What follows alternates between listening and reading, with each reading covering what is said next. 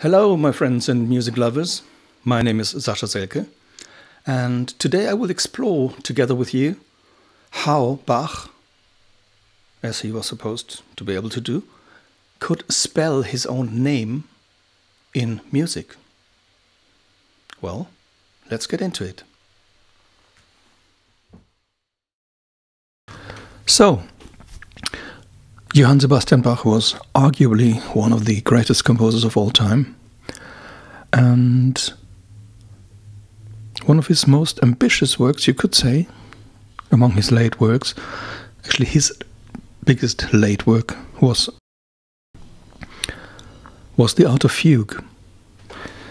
The Art of Fugue, or in German die Kunst der Fuge, is a collection of several counterpointal pieces culminating in a grand triple fugue. Triple fugue means this, the last fugue he wrote for this collection was a fugue on three different themes and three different subjects that could all be combined.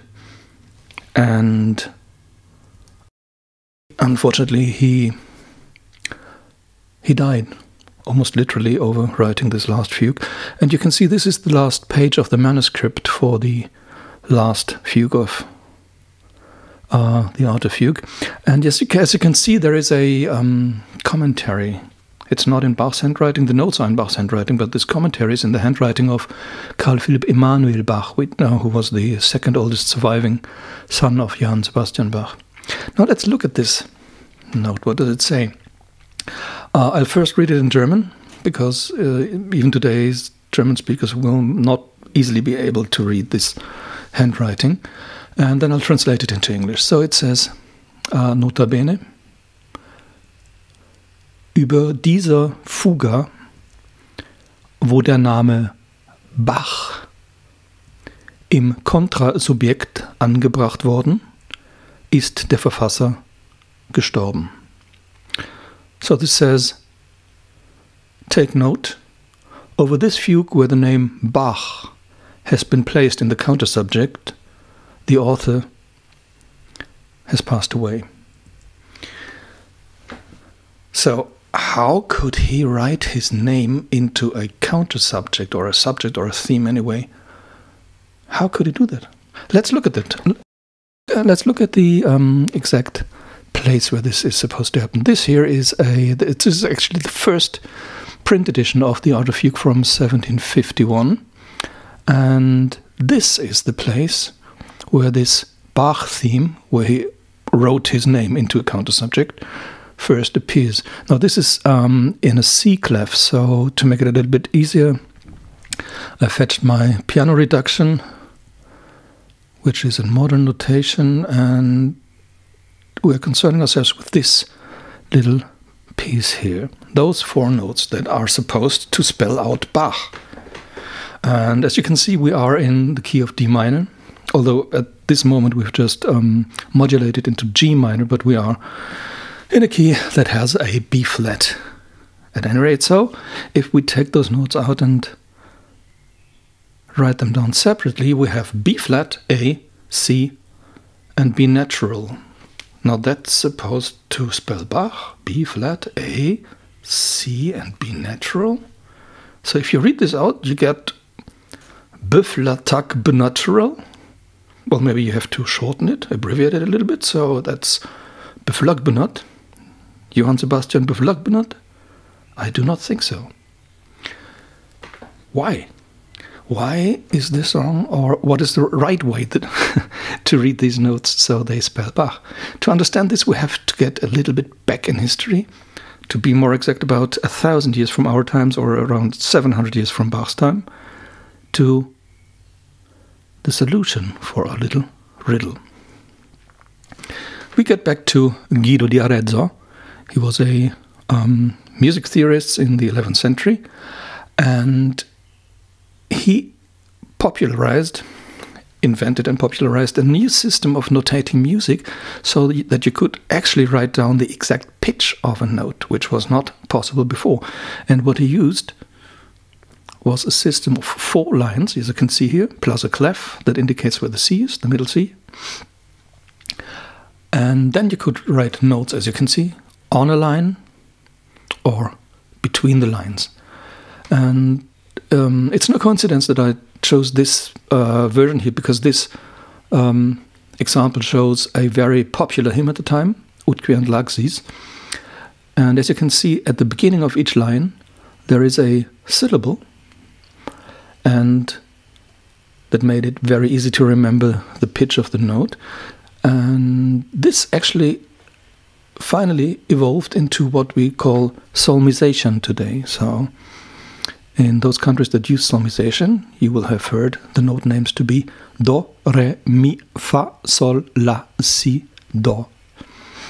That comes from the time of Guido di Arezzo, and he also used a system of naming notes derived from the ancient Greek and Romans, who used letters to denote musical notes. And here's a little from a Tractatus from the 11th century, an example. And let's look specifically at this place above here, the note names given here. There's A, and then there's a roundish version of a B, and a squarish version of a B, and then there's C.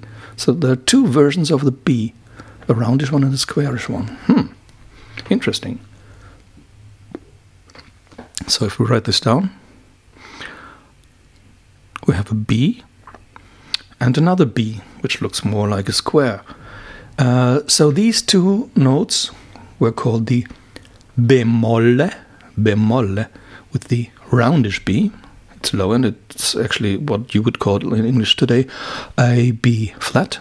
And you have the B durum, which is higher, and this would be the B natural in today's terminology.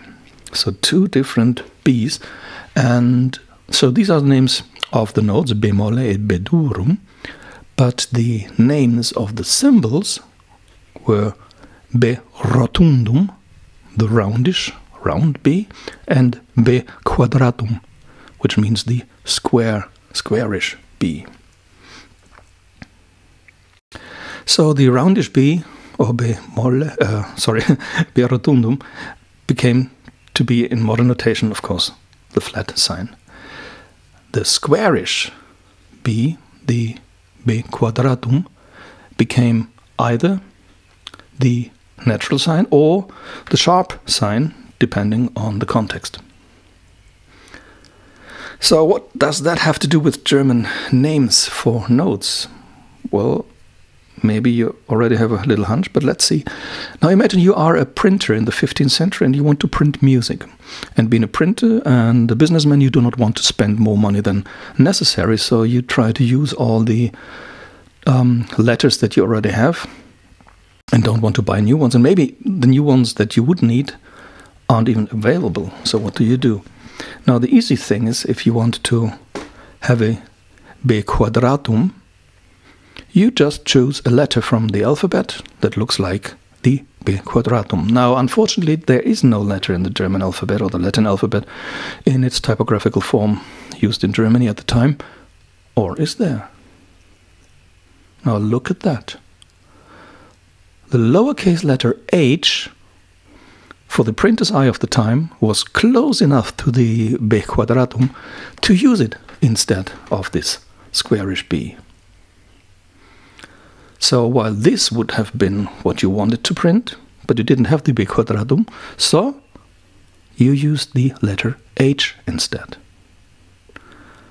And now you have almost already spelled it out, B and H, for the notes. So the notes leading up in halftone steps from A to C are A, B flat, as just in German B, then the B natural in German H, and then the C.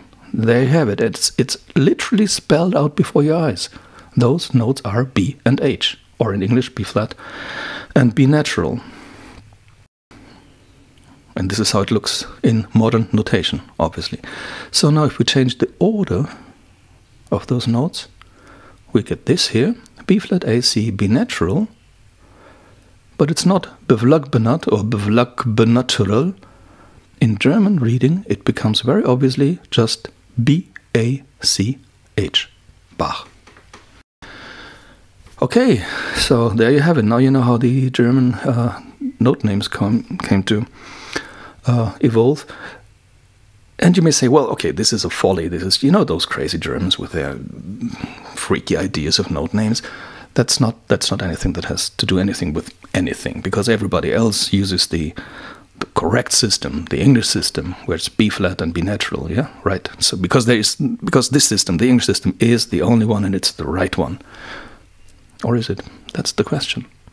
So I took the liberty of drawing a map of Europe, showing us where which system is used. Why only Europe? Well, because obviously music notation, music theory and Western music evolved in Europe and were exported from Europe together with the expansion, or during the expansion of the European powers into the world, and not always peacefully. So the ever-present system that's used in English would obviously used everywhere in Europe, or mostly everywhere. Now, don't get me wrong, not to cause any misunderstandings.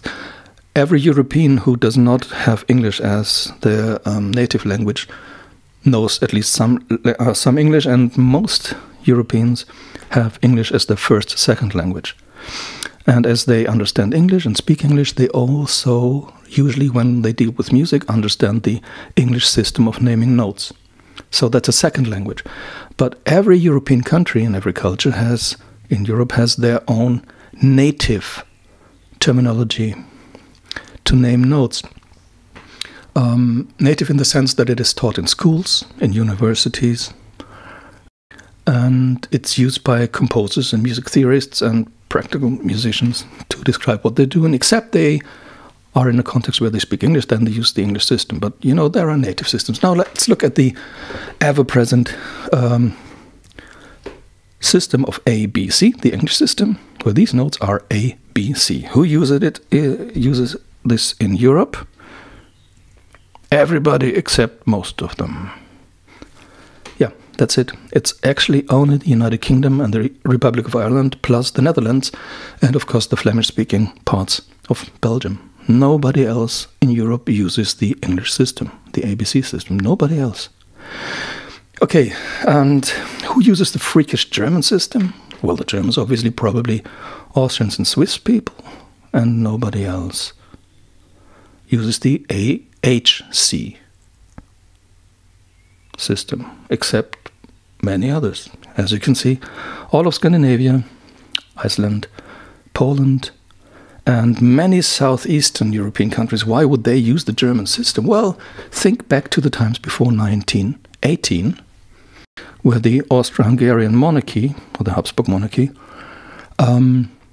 ruled over many of those areas that are now those countries, or have evolved into those countries in southeastern Europe. So they all use the German system. Well, and the rest? Who uses the La Si Do, the solmization version? Well, everybody else.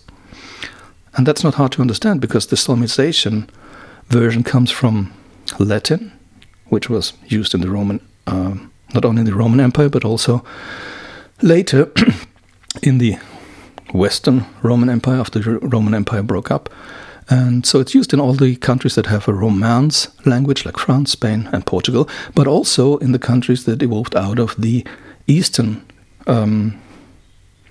Church, so basically the Byzantine Empire, which collapsed in the mid of the 15th century, but until that time the solmization system was already established in all those countries. So, well, that was the history and explanation for the German note names, and, well, I hope you liked it, and I hope you can take something of this with you.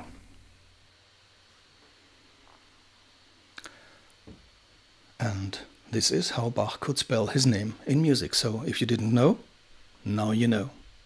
Bye bye.